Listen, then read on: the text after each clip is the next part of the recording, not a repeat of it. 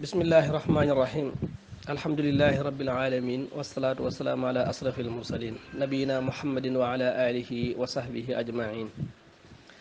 asalaamaaleykum wa rahmatullahi wa barakaatu. mbokki groupe Ar-Rahma ñi ngi leen di nuyu fas yéene dikk ànd ak yéen ci émission boo xam ne boo ama am solo la bu itteel jullit ñi la waaye bu itteel jamono ji la lool, muy finance islamique maanaam dépense fan la jullit bi di mën a jële alal ak fan la koy dépensé,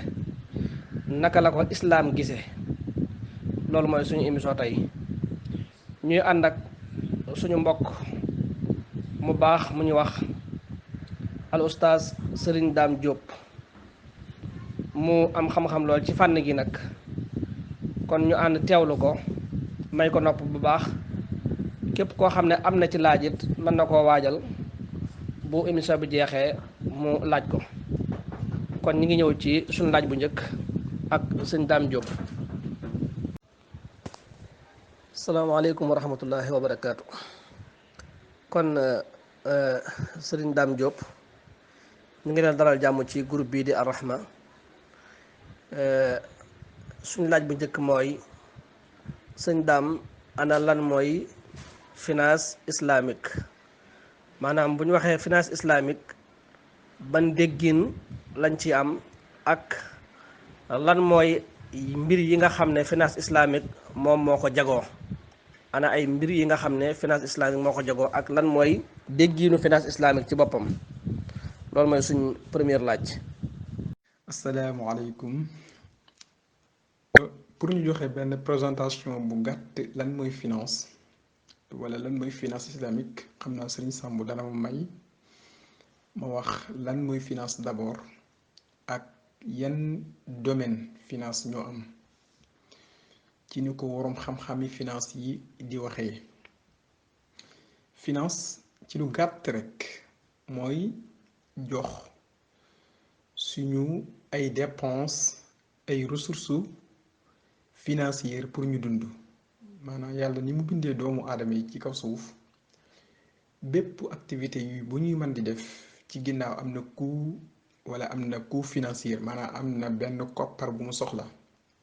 bal sax njàpp sax rek am na koppar bu mu soxla pour nga def ko, ndax ndox moomu kenn may la ko. waaye ak boo ko toppee ba mu sës,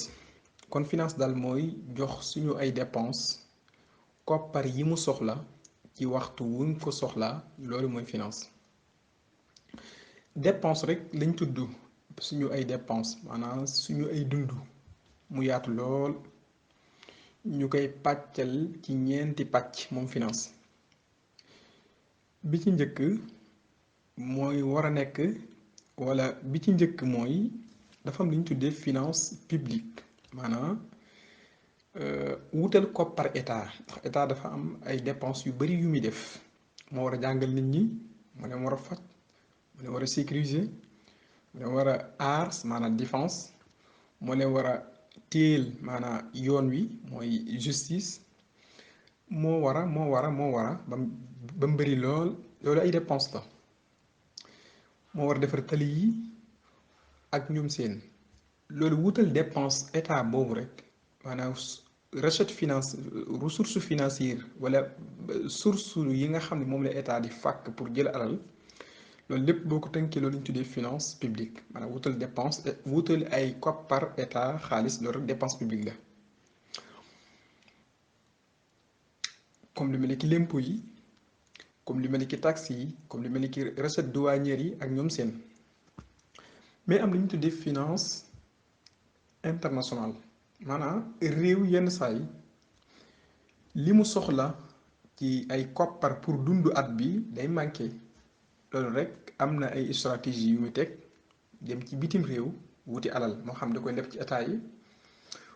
moo xam da koy leb ci institution internationale yi, maanaam financière internationale yu mel ni FMI, banque mondiale ak ñoom seen, wala banque islamique de développement, wala BAD dégg yu mel noonu, banque africaine de développement. loolu ñu tudd finance internationale. maanaam bu fekkee ñun suñu ay épargne locale bi li ñu am ci dëkk bi doyul pour financer suñu ay projet ci dëkk bi génn gi ñuy génn di wuti koppar loolu ñu tuddee finance internationale. am beneen xeetu finance rek boo xamante ni mooy finance individuelle ñaari finance yooyu sax moo tax suñu leçon jukk mooy li ñu tuddee finance d'entreprise ak finance individuelle wala finance personnelle ñaar yooyu moo war a jukk moo war a indi lan mooy suñu tomb tey bi ci lu gàtt rek wutal ay koppar ci waxtu wu nga ko soxlaa suñu ay entité économique maanaam suñu ay barabu liggéeykaay entreprise yi wala nit ñi loolu la ñu tuddee finance privée loolu rek buñ doon wax lan mooy finance islamique baatu finance islamique almaliya al islamiya wala sax nga ni at tamwilul islami wala sax nga ni at tamwilu tasharuki wala at tamwilul axlaaqi wala at tamwilul axdar yépp incha allah des na ci ñëwaat sax ci tomb yooyu ci bu ñu mujjul émission bi wax lu tax baat yooyu yépp li ñu fi ni mooy finance éthique baat yooyu yépp finance éthique maanaam finance islamique présentation yi ñu ko defal bëri na trop waaye dañuy jël kenn rek koo xamante ni domaine bii ku ci xam-xamu màcc la mooy tudd Mundir al-Qahf dafa joxe benn présentation daan ni bu ñu wax finance islamique mooy jullit bi pexe yi mu tër pour wutal ay koppar ay dépensam wala sax moom mu ni jox ay ressources li nga xam ni mooy ay entité économique yoo xamante ni dañuy yëngu ci lu dagan xalaal ba pare ressources financières yooyu nga leen di jox yaa ngi ci séentu yow mi leen koy jox ay rentable maanaam yaa ngi ci séentu bénéfice loolu la ñuy tuddee finance islamique ci lu gàtt maanaam joxe koppar goo xamante ni lañ koy séentu mooy bénéfice ci ginnaaw jox ga loolu la ñuy tuddee ak loo ko mën a jox moo xam nit ki moo xam entité économique moo xam état loolu la ñuy tuddee finance islamique ba pare dëppale ko loo xamante ni dafa dagan ci lislaam maanaam mu respecté norme yi lislaam teg xëy na bu ñu ñëwee ci yeneen laaj yi nga xam ne dafa jëm ci lan muy ususul maliya yan fondement la ñu tabaxee finance islamique dana gën a leer ci laaj boobu. boo seetantalee présentation bi docteur Mundirul Qahf joxe dangay seetlu ni nekkul liñ naan jaamia maanaam présentation bi dugalul élément finance yi yépp yi war a dugg ndax boo xoolee lii kon dafa bëgg a tënk finance rek ci lépp loo xamante ni maanaam jox transaction financière la maanaam muamalatul maliya nga xam ni li ñu tuddee aqdul muawadat lay doon nga xam ne nag mooy jox ma jox la weccoo lay doon te it finance wees na loolu bu dee finance islamique wees na loolu ndax dafa am lu ñu tuddee finance majjaani ndax le uqudu tabarruat maanaam contrat yi nga xam ni nit ki da koy séq ak moroomu jullitam wala nit te du ci seen dara loolu dafa bëri lu mel ni ki maye lu mel ni ki saraxe lu mel ni ki joxe asaka yooyu yëpp alal yooyu ngay joxe lépp ci buntu finance lay dugg moo tax daal xam naa ni gën naa yaatu loolu daal dañ mën a tënk ci présentation la mooy finance. salaamaaleykum wa rahmatullah sëñ Dame jërëjëf loolu leer na kon ñu jàll ci suñu laaju ñaareel bi mooy sëñ Dame ana lan mooy fonction yi nga xam ne finance islamique am na ko ci société bi ak lan mooy ay objectif am ak lan lay jariñ maanaam société bi ak afraad yi nga xam ne ñooy dund ci biir société bi. waaw li ci jiitu mooy finance islamique yan service la joxe bi ci jiitu mooy finance islamique service yi mu joxe dañ koy tënk ñetti bi njëkk mooy day joxe ay service financier bi maanaam day collecté ay koppar di ko jox su ci askan bi mu nekk maanaam day joxe xaalis liquide day financer ay projet bépp projet boo xamante ni dañ ko monter mu nekk lu bancable finance islamique mën na koo financer comme ni mu dëppoo ak l'islam te danañ ñëw lan mooy tax mu mën a dëppoo ak islam maanaam bu projet bi li ngay indi bu fekkee li tënk contrat bi amul lenn lu ci l'islam di tere ñaareel bi tamit li ñuy financer lépp lu xalaal la du lu bon loolu finance islamique mën na ko financer loolu mooy benn mooy loolu lañ tuddee al wadaif al maliya maanaam dafay joxe ay fonction financière maanaam day wutal ay ressources financières ay suñu entité économique yi waaye nit ñi boobu ñaare bi tamit day joxe ay services financiers am na xam nga finance dafa am ay services dafa ñu tudd ay services financiers wala sax ay services banquiers mbooleem maanaam finance islamique dañ joxe ay services banquiers yi service banquier boo ko déggee mooy liggéey yi nga xam ni institution financière islamique yi mën na la koo jox mën na la koo defal lu mel ni boo bëggee yónnee xaalis ñu yónnee la xaalis mu dëppoog l'islam lu mel ni boo bëggee jënd ay action maanaam ay asfum waaye ay maanaam boo ko bëggee jëndal la ko boo bëggee lu mel ni kii maanaam lu mel ni kii sarf maanaam change maanaam wecceeku sa xaalis ñu defal la ko maanaam mbooleem service yi nga xam ni banque classique yi wala institution financière classique yi dañ koy joxe moom mën na koo joxe ci gàttal bari nañ lool bu mu ko doon wàññi du mu fi jóg. ñetteelu service bi mu joxe dafay joxe tamit ay service maanaam société maanaam dafay joxe ay aide finance islamique day dimbali néew ji doole ji ndax day jël azaka waaye day joxe azaka day def li ñu tuddee qardu xasan maanaam prêt boo xamante du am benn intérêt maanaam noonu la ko lebee loolu lépp da koy def day saraxe tamit ni ki noonu tamit am wàllu waqfu alal yi nga xam dañ ko waqfu tamit da koy joxe yépp da koy joxe ci biiram niki noonu tamit mu asasaatul xayriya tamit da leen dimbali maanaam finance islamique daal noonu la tëddee ci service yi muy joxe. ñaareelu laaj bi rek bu ma ci tontu yan objectif la finance islamique mel damay jël waxu ku tudd Christine Lagarde nga xam ne moo nekkoon directeur banque FMI ci ay jamono. moom bi mu teewee benn congrès bu ñu amaloon Koweït ñu tuddee ko tamwilu dawli maanaam tamwilu islami Koweït ci atum 2014 ci weeru septembre bi mu defee dafa def benn intervention bu am solo dafa wax ni finance islamique finance éthique la boo xamante ni finance jikko ju rafet la yoo xam dañ ko lal ci ay jikko yu rafet yoo xamante ni yàgg na fi depuis bi l'islam dikkee ba léegi finance islamique mu ngi taxaw. ndax rek jullit ñi bi ñuy tàmbali tamit am dañ doon am ay dépenses ni ñu doon def pexe yi ñu doon tër di financer seeni dépenses yooyu loolu dañuy tuddee finance islamique moo xam ci wàllu état moo xam ci nit ñi moo xam ci marché bi moo xam ila axiri loolu la Christian wax ni li tax rek tey àdduna bépp jublu ko moom mooy wax ba léegi li tax tey àdduna xam ko jublu ko dafa dem ci bi nga xamee ni crise 2008 bi am na mooy crise immobilière bi amoon États-Unis mooy crise 2008 bi mujj dund rek nga xam ne koom-koomu àdduna yu bari dañoo nërmelu ndax rek États-Unis mooy xoolu koom-koomu àdduna bi saa bu sojee rek économie àdduna yëpp dañuy socc crise boobu bi mu amee la maanaam homme d'affaires yi avaristes yi waaye établissement financier yi FMI ak banque mondiale waaye muxtasiin al maliyin maanaam xubaraa ul maliya ñi nga xam ne dañoo am seen xam dafa màcc ci wàllu finance ñu dem di gëstu ba diin maanaam ci lañ gën a jubluwaatee finance islamique ci mu daaxala boobu sax wax na loolu la wax maanaam wax ñaari poñ yi tax nit ñi jublu ko bi ci njëkk mooy finance islamique dafay participer ci croissance su àdduna bi maanaam lii yokk koom-koomu àdduna bi da cee bokk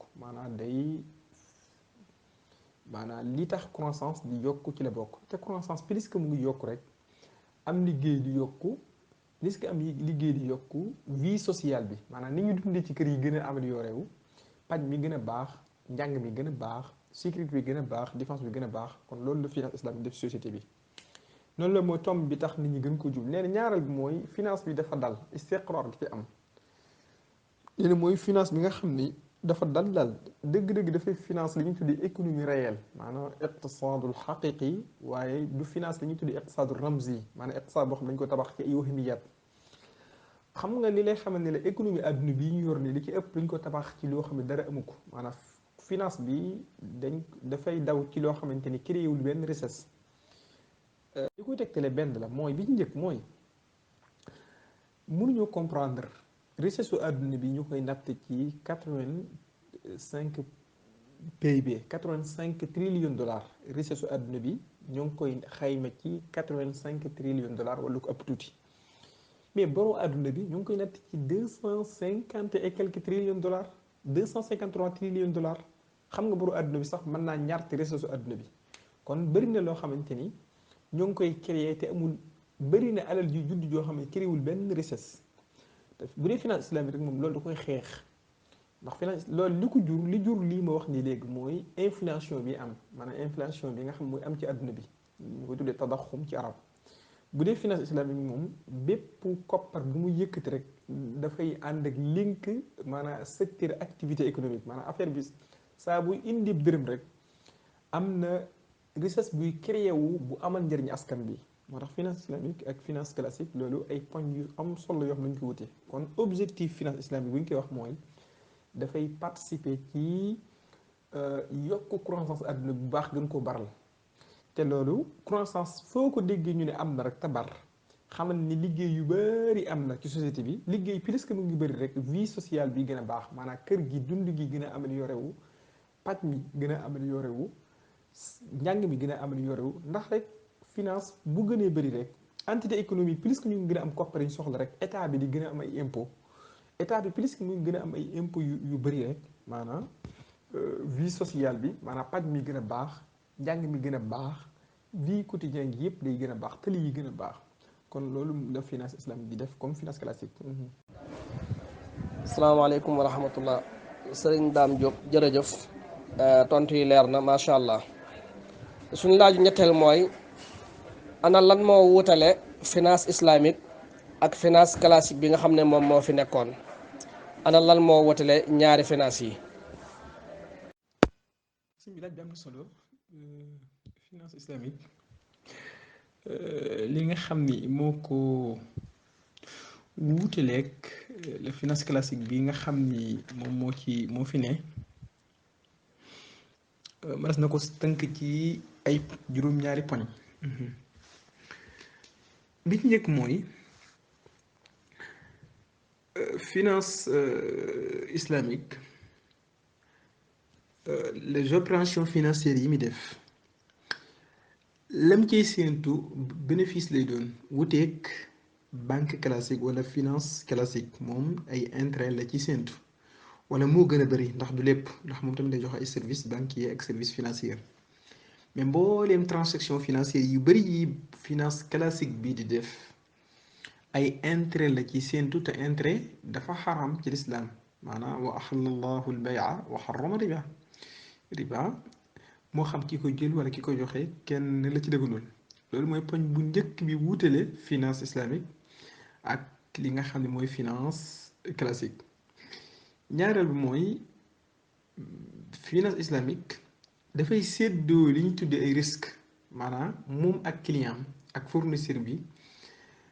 dañuy boole joxe seen doole joxe seen xel bu amee rentabilité maanaam bu amee bénéfice ñu séddoo ko waaye bu dee finance classique moom boo amee bénéfice da ko séddoo ak yow waaye boo pertoo du ko séddoo ak yow maanaam bu la xasee ba lebal moom yoonam nekku ci nga gañe nga perte yoonam nekku ci bu dee finance classique moom bu la financé boo pertee te perte ji jaar yoon da ngeen koy bokk boo amee bénéfice tamit da ngeen koy bokk sans dépendre ci contrat bi mu tuddee moo tax sax boo demee ci lenn ci ay législation financière ci yenn réew yi boo ñëwee ci finance islam ñoom banque ñoom finance tasharuki finance maliya tasharuki li ñu ko tuddee maliya tasharuki ndax ponk boobu maanaam finance participative dëkk bu mel ni Maroc fi ne loolu la ñuy wax duñu wax finance islamique ñoom finance participative ndax finance la boo xamante ni ñëpp dañ ciy gis seen bopp fournisseur dañ ciy gis seen bopp banque yi en tant que médiateur dañ ciy gis seen bopp clients yi dañ ciy gis seen bopp askan bi dañ ciy gis seen bopp wuuteeg le finance bi ci def yi des ñetteelu poñ bi mooy finance islamique médiation financière médiation rôle bi muy taxaw rôle investisseur la maanaam dafay faciliter investisseur bi ak ki nga xam ni ki yor xaalis ak ki yor xaalis bëgg ko investir ak ki nga xam ne am na xam-xam bëgg koppar moom daa nekk médiateur ci seen diggante ngir boole leen nga xam danañ mën a bokk kii dana indi xam-xamam kii indi xaalisam mu boole leen ñu waxtaan bu projet bi juree dara ñu bokk wala ñu séddoo ko comme niñ dëppoo ci contrat bi. wuuteeg finance classique moom day def rôle finance baxta lay def maanaam finance islamique ci gàttal. maanaam finance islamique day taxaw rôle investisseur ak waaye dafay ñaareel mooy finance classique islamique dafa gis ni monnaie xaalis dañ ci liggéeyee maanaam dañ ciy commerçant dañ ci liggéeyee waaye nekkul marchandise bu ñu liggéey maanaam jàppewul xaalis marchandise. dafa jàpp ne xaalis moom jumtukaay la boo xamante ni day faciliter suñuy transaction suñu liggéey suñu travaux économiques waaye jëmmi xaalis boppam du marchandise bu ñu war a boo xamante ni dañ ko war a jàppee am marchandise bu ñu jaay ak jënd wute finance classique loolu jàpp. moo tax gis-gisu l'islam ci monnaie sax dafa wuuteeg maanaam monnaie islamique ak monnaie classique sax bokkuñ fi mu nekk nii ñu ñaar seen système législation yi bokkuñ. moo tax bu ñuy wax système finance islamique système financier islamique maanaam monnaie bi day nekk système day englober lu bëri. monnaie bi ci lay bokk, système banquier bi ci lay bokk, assurance yi ci la ñu bokk, dinaa ci ñëw léegi ci kanam yëpp ci la ñu bokk, yëpp dañu leen islamisé. mais benn xaal rek mënut a nekk finance islamique bàyyi leen maanaam boo jëlee banque bi rek banque maanaam islamisé ko bàyyi assurance bi bàyyi monnaie bi ba léegi doo am système financier islamique dinaa ci ñëw ci kanam incha allah. juróom-ñaareelu point bi mooy le système financier client bi nga xam ne da cee am benn produit financier bu demee ba ñàkk nga xam ne dañ koy ndigadi pour mu mën a fay ab borom. wuuteeg finance classique bi moom ay client du leen yërëm kon kii raxma la ci ay client yërmande la comme seen groupe bi ni mu tudd moom yërmande la ci ay client mais wuuteeg kii moom du yërmande ci ay client maa tey bu fekkoon mun a fay léegi mu jaay sa kër wuuteeg finance classique islamique. asalaamaaleykum wa rahmatullah. Sëriñ Dame Diop jërëjëf leer na trop kon finance islamique ak finance classique am na ay wuute waaye am na ñaari wuute yoo xam ne yooyu ñaar rek doy na benn bi dellu ci suñu diine waaye benn bi dellu ci suñu intérêt bopp ndax wuute gi nga xam ne wuute nañ ko ci wàllu finance islamique nga xam ne moom riba nekku ci te bu dee beneen finance bi riba nekk ci loolu rek kon jar na tànn finance islamique waaye beneen wuute bi ci nekkaat mooy ci suñu wàllu intérêt ci àdduna finance islamique moom boo pertee da ngeen di séddoo pertement bi te bu dee beneen finance bi nag moom su gañee amee ngeen séddoo bénéfice waaye su pertement amee nag yow rek yaay perte. am nay wuute yu bari waaye ñaari wuute yi rek kon jar na tànn finance islamique. jërëjëf sëñ Daam kon ñu ñëw ci suñu laaju ñeenteel mooy lan mooy système finance islamique maanaam système finance islamique ak lan mooy éléments yi nga xam ne moom moo ko composé ak établissement yi nga xam ne ñoom ñoo koy financé wala entreprise yi nga xam ne daal ñoom ñoo ko taawu ñoo koy financé yooyu yan la. sëñ bi laaj bi am na solo lool. waaw système financier maanaam dafa am solo mooy bu ñu waxee système financier ci boppam ak système financier islamique. système financier maanaam mën nañu wax ni mbooleem ay établissement la yoo xamante ni dañuy dajale ay koppar dañuy jël desitu alal yi ci état li état yi desal li affaires yi desal maanaam les jeunes d'affaires maanaam homme d'affaires yi wala entité économique yi li ñu desal ni ki noonu tamit dañuy jël desitu alal yi ci famille yi maanaam la finance familiale alal yooyu yëpp la ñuy dajale di ko financer ñi nga xam ni investisseurs yi nga xam ni ñoom dañoo bëgg yokk alal jooju loolu la ñuy tuddee le système financier. boo jëlee système financier islamique rek noonu la demee ñoom ñaar ñoo ci am éléments yi nga xam ni rek kon système financier dafa am ñaar yu ñu ciy déggee dañ ciy déggee ni mooy industrie bi nga xam ni mooy li ñu tuddee as-sinaatul maliya l'industrie financière mooy industrie bi nga xam ni mooy transformer koppar di ko jox entité économique yi. rôle système financier loolu la maanaam li ñu doon wax lépp rek dañ koy tëngaat ci la mooy système financier. système financier mooy industrie bi nga xam ni dafay transformer koppar gu mat sëkk di ko jox entité économique yi wala entité maanaam entreprise économique yi. ndax gis nga finance dafa mel ni ndox àdduna comme ni ko ndox di dundalee doomu aadama ni ko ndox di dundalee ndox mel ci moom noonu la finance mel ci koom-koom. maanaam finance mooy ndoxum économie bu amul rek économie du daanu. fii may wax ak yow ñu ngi nekk ci jamonoy Covid 19 jamono ji ñu ngi dugg ñu ngi nekk ci li ñu tuddee récession économique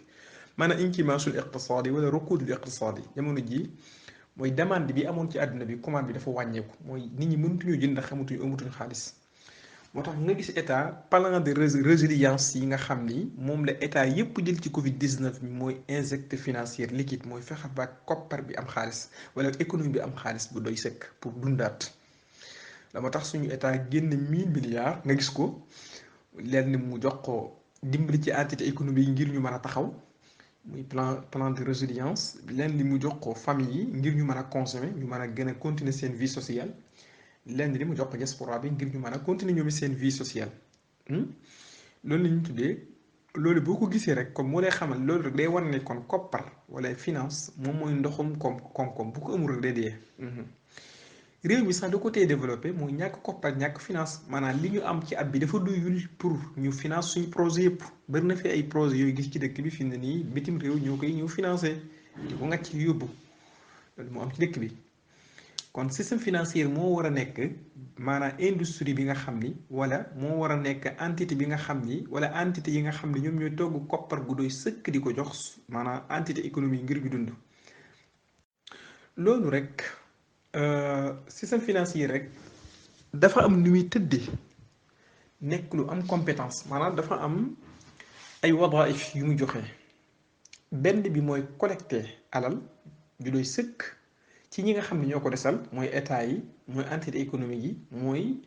famille yi mooy après ñii nit ñi dañ ci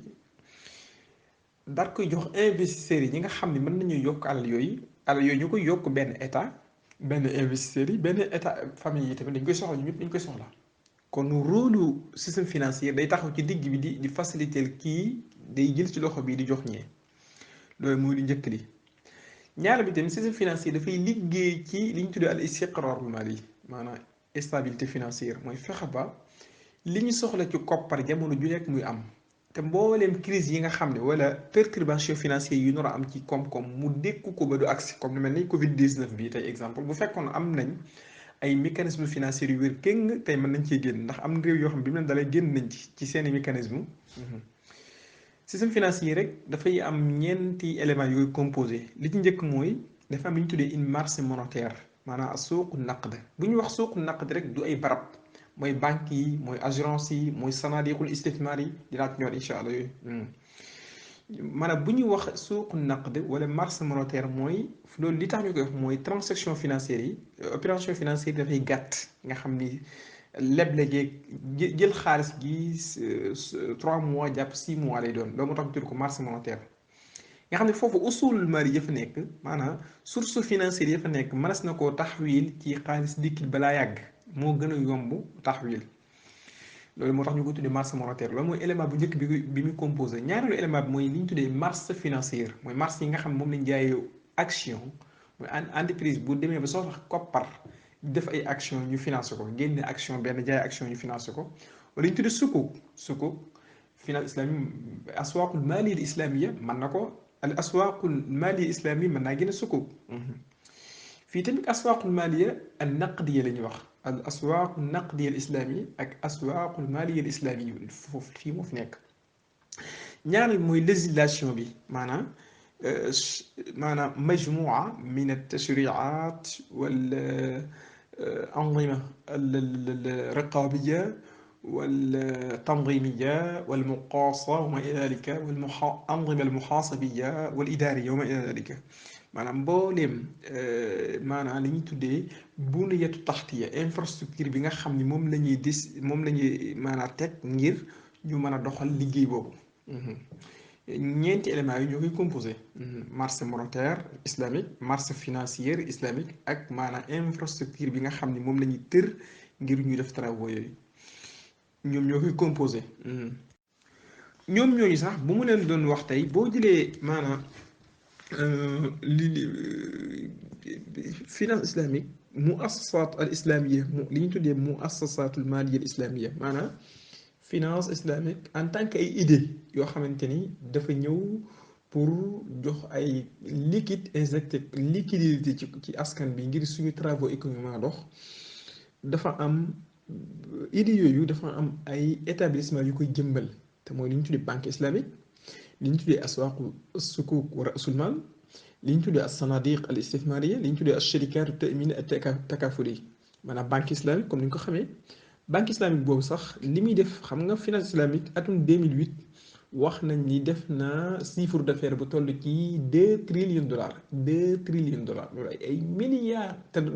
dollar américain laa wax rek loolu rek ay al yu bëri la ci biir 2 trillions dollars yooyu banque islamique wax nañ ni moo ciy participer 80%. boo jël li ñu tuddee marché sukuk marché capital et sukuk moom da ciy participer lu toll ku 15%. boo jëlee li ñu tuddee 15 d'investissement maanaam sanadiqul istismar da ciy participer 4%. boo jël lu mel ni ki la société assurance islamique ñu ngi ciy participer 1%. maanaam xeetu société yooyu maanaam ñooy mu assasaat yi nga xam ni ñoo nekk ci biir finance islamique. mu assasat maanaam bépp état finance islamique rek wala finance islamique dafa am ay établissement yoo xam ne dañ koo samp ngir muy appuyer maanaam dañ leen a samp ngir ñuy jubbanteeka noddanti ak a dooleel li nga xam ni mooy établissement financier yi islamique yépp ci àdduna bi maanaam loolu liñ ci jublu rek mooy benn la seeni doole mën a weccante ay xalaat mën a joxalante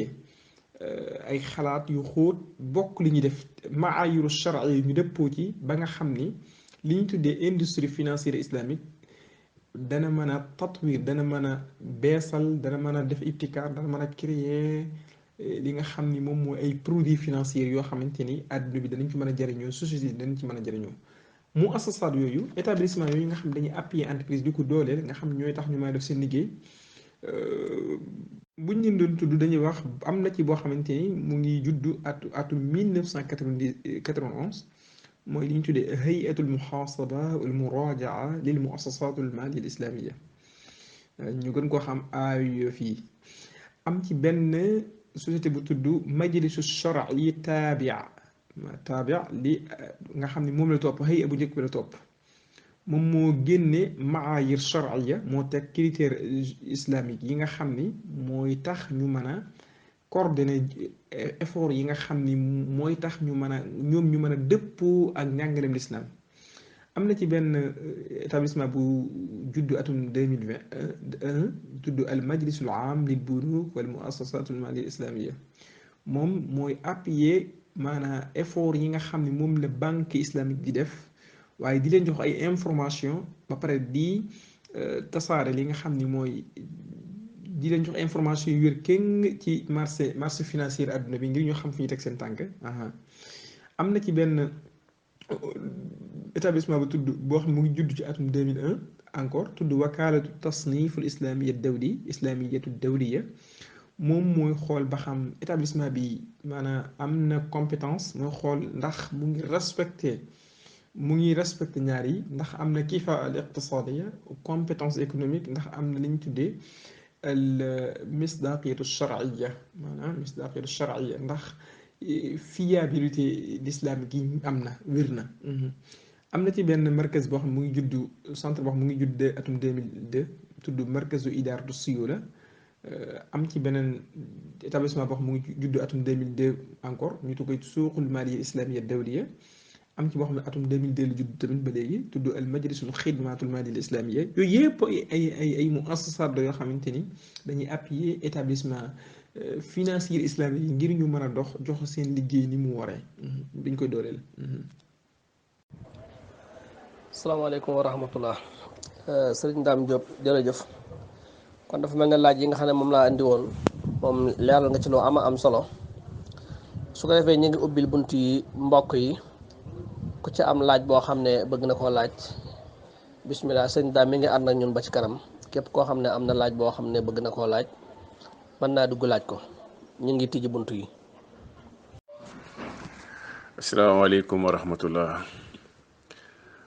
Groupe Ar-Rahma ñoo ngi nuyu Oustaz Samb ak invité bi mooy Dame di kontaan lool ci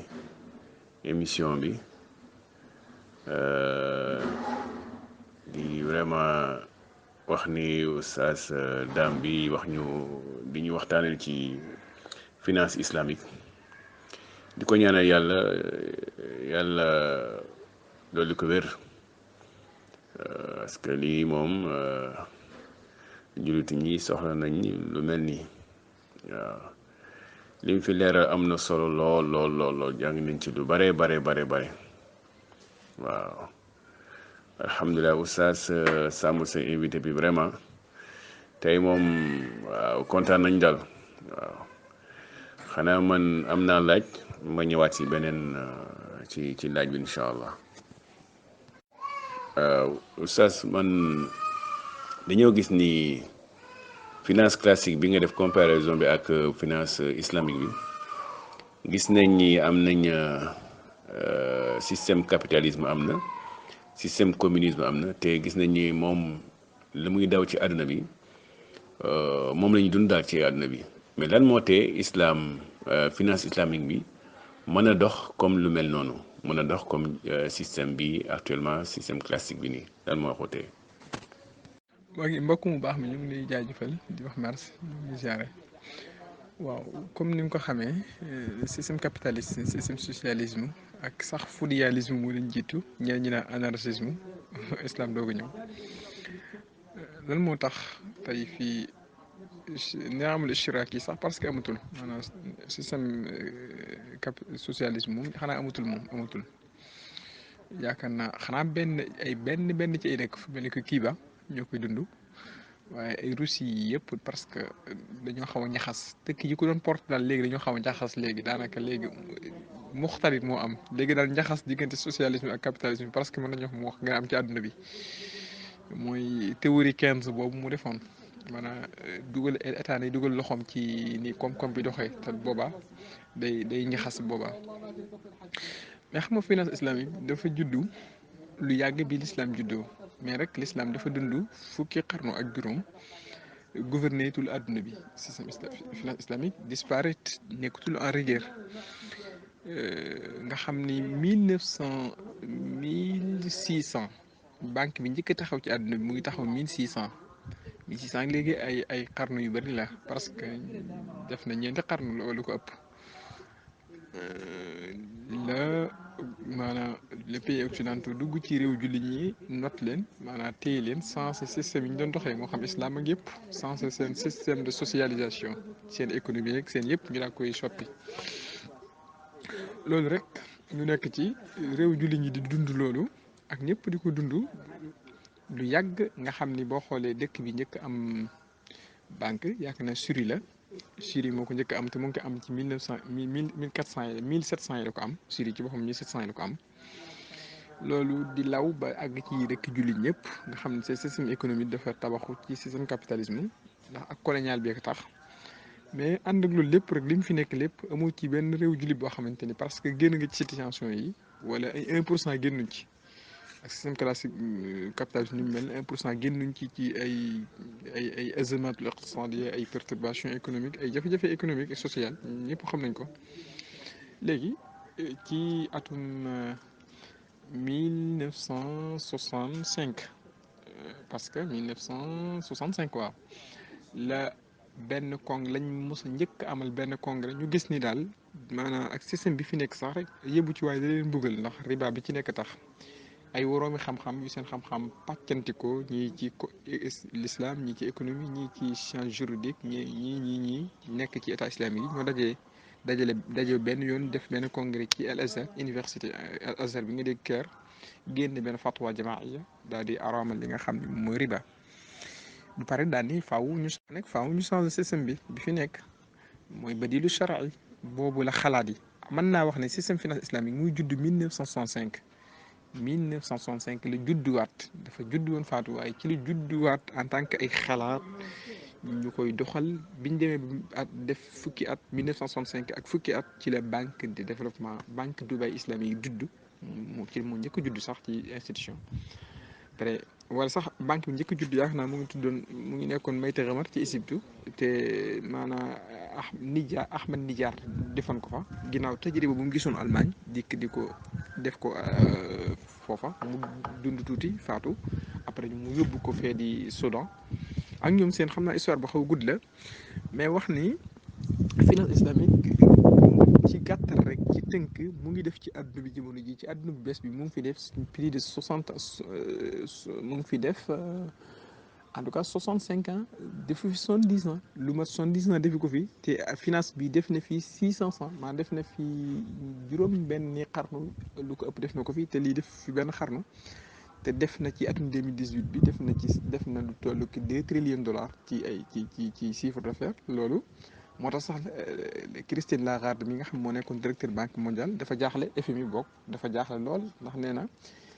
finance islamique li ko jaaxal mooy ci fukki at rek dafa multiplier fukki yoon ci croissance maanaam financière am ci croissance le chiffre d'affaires am loolu ay kii la ay signes la yoo xamante ni ci kanam tuuti danañ gis mu fekk maanaam ci gàttal maanaam ay signes la yoo xamante ni benn type finance la boo xamante ni lu nar a am kii la lu nar a am lu ñu nar a jël ci àdduna ëllëg lu am avenir la ndax li la koy xamal rek mooy boo xoolee résilience économique ci mbas mi jàll Covid 19 bi mbooleem résilience économique ci état yi maanaam dispositif économique yi àdduna bi jël yëpp boo xoolee ñaar yi ngay gis ñaar yi la ñuy def mooy fexe ba wàññi taux d'intérêt yi fexe ba ñenn ñi sax dañuy jël taux d'intérêt boo xam mooy négatif la maanaam amul benn intérêt dëkk yu bëri fu mel États-Unis ak ay fu bëri nga xam ne dañuy jël taux d'intérêt faxas ko ngir liquidité gën a bëri ngir ñu mën a injecter koppar gu bëri ngir ñu mën a appuyer entreprise ñu dox ñaareel ba tamit daanaka nga gis impôt ñu wàññi ko wala ñu baal ko ñu bëri te loolu mooy finance islamique moom mooy dooleel li nga xam mooy asaka waaye dooleel li nga xam ni moom mooy xeex riba maanaam dooleel asaka xeex riba mooy finance islamique te plan résilience économique yi amoon ci force Covid 19 yi état bi jëloon ci ñaar yi lay dox ndax état yi loolu lañ doon def fexe ba taux d'intérêt yi nekk lu faible nga xam ni nit ñi danañ mën a am keppar dañ mën a am financement waaye ñu fexe tamit ba wàññi impôts yi maanaam muy tolloog lu moins 3% te loolu daanaka mooy asaka rek en tout cas ci li ma mën a wax daal ci lu gàtt mooy lu am avenir la. alhamdulilah jërëjëf oustaz man de am naa ci laaj yu bare nag laaj bi moom ci biir li nga wax ne vraiment waaw affaire bi soxla nañu trop xam nga ci monde jamono ñu toll nii soxla daal amal nañu solo trop waaw waaye xam naa ba tey damay laaj ci problème intérêt ba léegi maa ngi tudd nga léegi affaire intérêt léegi naka la ñuy defee xam nga da nga wax ni banque classique bi dafay am en fait finance classique bi day am intérêt riba bi dugg léegi naka la finance islamique bi mën a def ay transactions sans mu am intérêt naka la koy defee moom waaw. ku baax waaw ça dépend ci ban fournir financier nga soxla dafa am ay fournir yu bëri wala ay produits financiers yu bëri laa ko mën a waxee ci langage su finance wala muntajaatul maliya yu bëri yoo xamante ni boo dekkee ci banque bi par rapport ak bi nga bëgg yow moo tax banque islamique dafa war a am rôle marketing maanaam di publicité ak di wax yan produit la am wala ci dëkk bu normal xam nga dëkk boo xamante ni dëkk la bu normal dëgg-dëgg daanaka koo fi gis day abonné wu day am économiste bu koy encadré di ko appuyer ni ki noonu tamit day am ab médecin bu koy xelal am benn conseil juridique avocat boo xam da koy xelal suñ dëkk yi ni mu bindoo nga xam dafa for informel xëy na moo tax loolu xaw a jafe mais banque islamique wala entité financière islamique bi dafa am ay produits financiers yu bëri yoo xamante ni ça dépend bi nga bëgg moo tax ni nga laajee mënuma wax ndoo tib yëpp te exemple boo jëlee mudaaraba li ñu tuddee produit financier boobu li ñu tuddee mudaaraba nga xam ne yow da nga indi rek sa xam-xam ñu am indi say compétence ñu xam ne yow kat ñu natt compétence yooyu ba xam ne lu wóor la nga indi sa projet boole ci maanaam indi projet bu bancable maanaam projet boo xam bu dëppoo ak ni ñuy financer projet la nga dégg finance islamique boobaa moom mooy finance projet bi maanaam lu jox xaalis liquide nga dem finance projet bi déedéet moom mooy natt ndax finance islamique ci entité banque bi wala ci entité finance islamique bi finance islamique yi ñoom dañuy am ay techniciens yu bëri dañuy am ingénieur financier islamique li ñu tuddee ingénieur financier islamique maanaam muhandisul maalil islami nga xam ni boo dikkee ñoom danañ def seeni ay jàngat yu xóot après ci document yooyu ñu sukkandiku ci daal di jënd daal di monter projet maanaam finance ko ba mu jax tàkk di la encadrer maanaam di la informer di la former mais di la encadrer maanaam di la gunge ba entreprise bi rentable après ñu jël ñoom li nga xam ne moom lañ ci war a jël ça dépend la ngeen tënkoon ci contrat ba ndax yow indiwoo koppar ñoom ñoo indi koppar loolu rek mooy li ñu tuddee mudaaraba am na muraabax sax moom laa waroon joxe exemple ndax moom rek boo jëlee produits financiers yi muraabax moom boo xoolee moo ngi ciy occupé 80% ci wàllu jëflante mooy produit bi ñu ëpp li ñu jëflante muraabax mooy exemple da nga bëgg da nga dikk rek wax banque bi da nga bëgg dara bu jàngee situation économique ba xam ni yow mën nga koo fay mu financé ko maanaam mu jënd ko jox la après nga koy fay loolu jaay ak jënd la en tout cas nii koom-koom tëddee nii ñu pàccaanu économique yi muy secteur primaire muy secteur secondaire moo xam secteur tertiaire lu ci nekk rek maanaam finance islamique am na ay produits financiers yoo xam ne ay solutions financières yoo xam ne mën na ko proposer par rapport ak client bi mu am dama xamul ndax leer na wala leerul en tout cas noonu ay méthodes la yoo xam ne dana ko financé danañ tuddee ay méthodes de finance maanaam al asalib bu tamwid wala istismar méthodes yooyu bëri na produits yi bëri na hunaaka murabaha mudaraba musharaka mugarasa musaaqa muzaraa ila axiri salam al istisna ila axiri bëri nañ trop. alhamdulilah waaw Oustaz jërëjëf Oustaz Dame ñoo ngi kontaan bu baax ci tontu yi waaye man nag doylu ma de xam naa ne nu mu guddi rek la waaye am na ay laaj yu bare de waaw surtout si mudaaraba boobu nga tudd ak muraabaxa boobu ak yooyu yëpp moom xam naa tudd nga ci yu bare te vraiment yooyu bëggoon nañ ci ay leeral lool waaw waaye nag dañu kontaan rek quoi vraiment li ñu jox ni moom vraiment alhamdulilah lañ sant yàlla bu baax a baax waaw di la ñaanal yàlla bu baax waaye comme fu mu ne nii guddi na damay tënk foofu sama kii rek xanaa mu dépendre yi ci yow ak Oustaz Samb rek alhamdulilah waaye nag ñu ngi kontaan bu baax a baax vraiment di la ñaanal yàlla bu baax a baax vraiment ak sa disponibilité ni ñu ñëw fii ci nangu invitation bi defal ñu leer yi waxtaan bu mel nii te mu tolloog jamono lool ñu soxla ko trop sax waaw soxla ko trop parce que jullit moom war naa xam fu muy def alalam ak nu mu koy jëlee nu mu ciy dundee waaw ñoo lay ñaanal yàlla bu baax a baax waaw ñoo lay ñaanal yàlla bu baax yal na yàlla gën a dolli xam-xam yi gën la jox wér jox la kattan ni ngay jàppale jullit ñi waaw kay jërëjëf salaamaaleykum wa rahmatullah. asalaamaaleykum wa rahmatullah sëñ Dame jërëjëf kon daa mel ne waxtu waa ngi sori mi ngi xaw a guddi su fekkente ne am na leneen loo xam ne bëgg nga koo leeral mën ngaa koo leeral après ñu daal lay yewwi ñu ngi lay jaajëfal bu baax nag ci sàkku it su fekkente ne danga ñu mën a may beneen jotaay